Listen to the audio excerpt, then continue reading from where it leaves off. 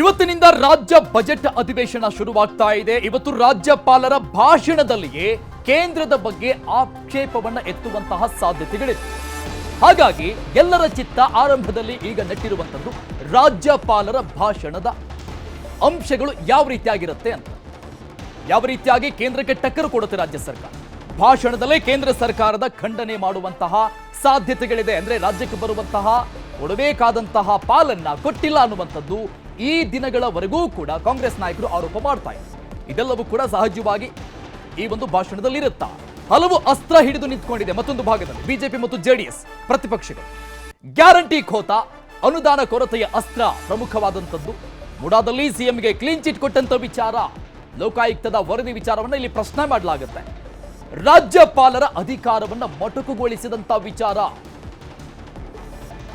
BJP ಕಾಲದಲ್ಲಿ ಶುರುವಾದಂತಹ 9 ಹೊಸ ವಿಶ್ವವಿದ್ಯಾಲಯಗಳ ಮುಚ್ಚೋದಕ್ಕೆ ಕಾಂಗ್ರೆಸ್ ಏನು ಮುಂದಾಗ್ತಾ ಇದೆ, ಅದನ್ನು ಕೂಡ ಇಲ್ಲಿ ಪ್ರಶ್ನೆ ಮಾಡಲಾಗುತ್ತೆ.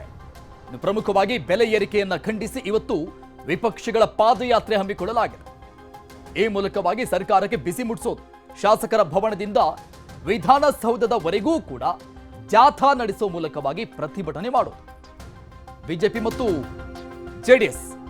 ಇನ್ನು ಬಿಜೆಪಿ ಕಾಲದ ಕೋವಿಡ್ ಹಗರಣ ಕುರಿತಂತಹ ನ್ಯಾಯಮೂರ್ತಿ ಮೈಕಲ್ ಡಿ ಕುನ್ನಾ ವರದಿ, ಅಂದ್ರೆ ಪ್ರತ್ಯಾಸ್ತ್ರ ಆಡಳಿತ ಪಕ್ಷದ ಕಡೆ ಏನಿದೆ, ಇದನ್ನ ಡಿಫೆನ್ಸ್ ಅನ್ನ ಯಾವ ರೀತಿಯಾಗಿ ಮಾಡಿಕೊಳ್ಳುತ್ತೆ ಅನ್ನುವಂಥದ್ದನ್ನ ನೋಡ್ತಾ ಇದ್ದೀವಿ. ಯಾವೆಲ್ಲ ಪ್ರತ್ಯಾಸ್ತ್ರಗಳು, ಯಾವೆಲ್ಲ ಅಂಶಗಳು ಆಡಳಿತ ಪಕ್ಷದ ಕಡೆ ಇದೆ ಅಂತ ಬಿಜೆಪಿ ಕಾಲದ ಕೋವಿಡ್ ಹಗರಣವನ್ನ ಪ್ರಸ್ತಾಪ ಮಾಡೋದು, ಈ ಮೂಲಕವಾಗಿ ಟಕ್ಕರ್ ಕೊಡೋದು. ಈ ವಿಚಾರಕ್ಕೆ ಸಂಬಂಧಪಟ್ಟಂಗೆ ನಮ್ಮ ಪ್ರತಿನಿಧಿ ಕೃಷ್ಣ ಇನ್ನಷ್ಟು ಡೀಟೇಲ್ಸ್ ಕೊಡ್ತಾರೆ, ಲೈವ್ ನಲ್ಲಿದ್ದಾರೆ. Krishna, very good morning. ಇವತ್ತಿನ ಅಧಿವೇಶನದ ಹೈಲೈಟ್ಸ್ ಗಳನ್ನ ಗಮನಿಸ್ತಾ ಹೋದ್ರೆ ಸಹಜವಾಗಿ ಇದೆಲ್ಲವೂ ಕೂಡ ಚರ್ಚೆಗೆ ಬರುವಂತ ವಿಷಯ ವಸ್ತುನೇ. ಸೊ ಟೋಟಲ್ ಆಗಿ ಗ್ಯಾರಂಟಿಯಾಗಿ ಕದನ ಇದ್ದೇ ಇರುತ್ತೆ. ಖಂಡಿತವಾಗ್ಲೂ ಅರುಣ್, ಬೆಳಗಾವಿಯಲ್ಲಿ ನಡೆದಂಥ ಚಳಿಗಾಲದ ಅಧಿವೇಶನದ ಬಳಿಕವಾಗಿ ಕಳೆದ ಹಲವು ದಿನಗಳ ಬಳಿಕ ಈಗ ಏನು ರಾಜ್ಯಪಾಲರ ಜಂಟಿ ಅಧಿವೇಶನ ನಡೀತಾ ಇರುವಂಥದ್ದು ಸಾಕಷ್ಟು ಮಹತ್ವವನ್ನು ಪಡ್ಕೊಂಡಿದೆ. 21 ದಿನಗಳ ಕಾಲ ಈ ಒಂದು ಅಧಿವೇಶನ ನಡೀತಾ ಇರುವಂಥದ್ದು. ಮೊದಲ ದಿನವಾದ ಇವತ್ತು ರಾಜ್ಯಪಾಲರು ಬೆಳಗ್ಗೆ 11 ಗಂಟೆಗೆ ಜಂಟಿ ಅಧಿವೇಶನ ಉದ್ದೇಶಿಸಿ ರಾಜ್ಯಪಾಲರು ಭಾಷಣ ಕೂಡ ಮಾಡಲಿದ್ದಾರೆ. ಆ ಒಂದು ಭಾಷಣದ ಮೇಲೆ 3 ದಿನಗಳ ಕಾಲ ಚರ್ಚೆ ಕೂಡ ಆಗುತ್ತೆ. ಮಾರ್ಚ್ 7ನೇ ತಾರೀಕು ಅಂದ್ರೆ ಶುಕ್ರವಾರ ಮುಖ್ಯಮಂತ್ರಿ ಸಿದ್ದರಾಮಯ್ಯರು ಬಜೆಟ್ ಅನ್ನ ಮಂಡನೆಯನ್ನ ಮಾಡ್ತಾರೆ. ಅದಾದ ಬಳಿಕವಾಗಿ ಬರುವಂತ 2 ವಾರದಲ್ಲಿ ಬಜೆಟ್ ಮೇಲೆ ವಿಸ್ತೃತವಾಗಿ ಕೂಡ ಚರ್ಚೆ ಆಗುತ್ತೆ. ಈಗಾಗಲೇ ನೀವು ಹೇಳಿದಂಗೆ ಸಾಕಷ್ಟು ಚರ್ಚೆ ಆಗ್ತಾ ಇದೆ. ಒಂದ್ ಕಡೆ ಬೆಲೆ ಏರಿಕೆ ಆಗಿರ್ಬೋದು, ಮತ್ತೆ ಗ್ಯಾರಂಟಿಗಳ ವೈಫಲ್ಯ ಆಗಿರ್ಬೋದು, ಅದ್ರ ಜೊತೆಗೆ ಸಾಲು ಹಗರಣಗಳಾಗಿರ್ಬೋದು, ಇಲ್ಲೊಂದ್ ಕಡೆ ಅಭಿವೃದ್ಧಿಗಳು ಆಗ್ತಾ ಇಲ್ಲ ಅನ್ನೋದು ಕೂಡ ರಾಜ್ಯದ ಬಿಜೆಪಿ ನಾಯಕರು ಆರೋಪವನ್ನು ಕೂಡ ಮಾಡ್ತಾ ಇದ್ದಾರೆ. ಮತ್ತೆ ಇಲ್ಲೊಂದ್ ಕಡೆ ಗ್ಯಾರಂಟಿಗಳಿಗೆ ಸೀಮಿತವಾಗಿ ರಾಜ್ಯದ ಅಭಿವೃದ್ಧಿ ಸಂಪೂರ್ಣವಾಗಿ ಕುಂಠಿತ ಆಗಿದೆ ಅನ್ನುವಂಥದ್ದು ಸಹಜವಾಗಿಯೇ ಆಡಳಿತ ಪಕ್ಷದ ಕೆಲ ಶಾಸಕರೇ, ಒಂದಷ್ಟು ಜನ ಶಾಸಕರು ಮುಖ್ಯಮಂತ್ರಿಗಳಿಗೆ ಮುಂದೆ ಅಸಮಾಧಾನವನ್ನು ಕೂಡ ವ್ಯಕ್ತಪಡಿಸಿರುವಂತದ್ದು.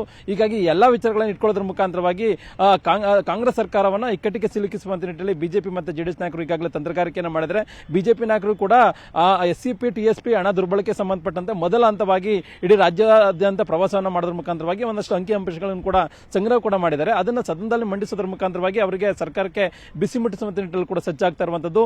ನಿನ್ನೆ ದಿನ ಜೆಡಿಎಸ್ ಶಾಸಕಾಂಗ ಪಕ್ಷದ ಸಭೆ ಕೂಡ ನಡೆಸಲಾಗಿರುವಂತದ್ದು. ಕೇಂದ್ರ ಸಚಿವರಾಗಿರ್ತಕ್ಕಂಥ ಎಚ್ ಡಿ ಕುಮಾರಸ್ವಾಮಿ ಅವರು ಯಾವುದೇ ಕಾರಣಕ್ಕೂ ಕೂಡ ಕಾಂಗ್ರೆಸ್ ಸರ್ಕಾರದ ವೈಫಲ್ಯಗಳ ಬಗ್ಗೆ ಜನರಿಗೆ ತಿಳಿಸಿಪಡಿಸುವಂತ ನಿಟ್ಟಿನಲ್ಲಿ ರಾಜ್ಯದ ಬಿಜೆಪಿ ನಾಯಕರ ಜೊತೆ ಒಗ್ಗೂಡಿ ಒಂದು ರೀತಿ ಹೋರಾಟವನ್ನು ಮಾಡಬೇಕು ಅನ್ನೋ ಒಂದು ಖಡಕ್ ಸೂಚನೆಯನ್ನು ಕೊಟ್ಟಿದ್ದಾರೆ. ಆ ಒಂದು ಸೂಚನೆ ಆಧಾರದ ಮೇಲೆ ಜೆಡಿಎಸ್ ಶಾಸಕರು ಕೂಡ ಈಗಾಗಲೇ ಬಿಜೆಪಿ ಶಾಸಕರ ಜೊತೆಗೂಡಿ ಸದನದಲ್ಲಿ ಹೋರಾಟ ಮಾಡುವಂತ ನಿಟ್ಟಿನಲ್ಲಿ ಕೂಡ ಈಗಾಗಲೇ ಸಿದ್ಧತೆಯನ್ನು ಮಾಡಿಕೊಂಡಿರುವಂತದ್ದು. ಇವತ್ತು ಗವರ್ನರ್ ಭಾಷಣಕ್ಕೂ ಮುಂಚಿತವಾಗಿ ಇಲ್ಲ ಒಂದ್ ಕಡೆ ಇತ್ತೀಚೆಗೆ ರಾಜ್ಯ ಕಾಂಗ್ರೆಸ್ ಸರ್ಕಾರದಿಂದ ಗವರ್ನರ್ ಅಧಿಕಾರವನ್ನು ಮೊಟಕುಗೊಳಿಸುವಂತದ್ದು, ಮತ್ತೆ 9 ವಿವಿಗಳನ್ನ ಏನು ಮಾಡಬೇಕು ಅನ್ನೋ ಒಂದು ಇಂದಿನ ಬಿಜೆಪಿ ಗವರ್ಮೆಂಟ್ ಅಲ್ಲಿ ತೀರ್ಮಾನ ಮಾಡಲಾಗಿತ್ತು. ಅದಕ್ಕೆ ಎಲ್ಲೊಂದ್ ಕಡೆ ಹಣಕಾಸಿನ ವಿಚಾರವನ್ನು ಮುಂದಿಟ್ಕೊಳ್ಳೋದ್ರ ಮುಖಾಂತರವಾಗಿ ಕಾಂಗ್ರೆಸ್ ಸರ್ಕಾರ ಆ ಒಂದು ವಿವಿಗಳನ್ನ ಸ್ಥಗಿತ ಮಾಡುವಂತ ನಿಟ್ಟಿನಲ್ಲಿ ಕೂಡ ನಿರ್ಧಾರವನ್ನು ಮಾಡಿರುವಂತದ್ದು. ಅದರ ಜೊತೆಗೆ ಒಂದಷ್ಟು ಬೇರೆ ಬೇರೆ ಗ್ಯಾರಂಟಿಗಳ ವೈಫಲ್ಯಗಳ ಬಗ್ಗೆ ಕೂಡ ಇಲ್ಲ ಒಂದ್ ಕಡೆ ದೊಡ್ಡ ಮಟ್ಟದಲ್ಲಿ ಕಾಂಗ್ರೆಸ್ ಸರ್ಕಾರ ಅದನ್ನ ಹಣಕಾಸಿನ ವ್ಯವಸ್ಥೆಯನ್ನ ಅಂದ್ರೆ ಹಣಕಾಸಿನ ಮತ್ತೆ ಸರಿಪಡಿಸುವಂತ ನಿಟ್ಟಿನಲ್ಲಿ ಮುಖ್ಯಮಂತ್ರಿಗಳು ಕೂಡ ಒಂದಷ್ಟು ಪರದಾಡ್ತಾ ಇರುವಂತದ್ದು.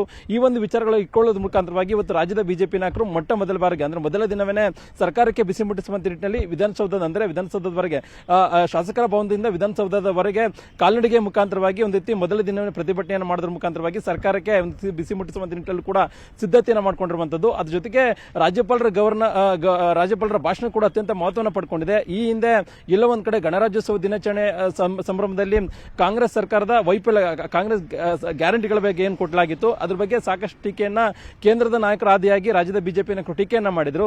ಅದಕ್ಕೆಲ್ಲ ಒಂದ್ ಕಡೆ ಭಾಷಣದ ಮುಖಾಂತರವಾಗಿ ಅವೃತ್ತಿ ಅಂದ್ರೆ ಗ್ಯಾರಂಟಿಗಳನ್ನೇ ಗವರ್ನರ್ ಒಪ್ಕೊಳ್ಳುವಂತ ನಿಟ್ಟಿನಲ್ಲಿ ಒಂದು ಸಂದೇಶವನ್ನು ಕೂಡ ಕೊಡಲಾಗಿತ್ತು. ಆ ಮುಖಾಂತರವಾಗಿ ಬಿಜೆಪಿ ನಾಯಕರಿಗೆ ಕೌಂಟರ್ ಕೊಡಲಾಗಿತ್ತು.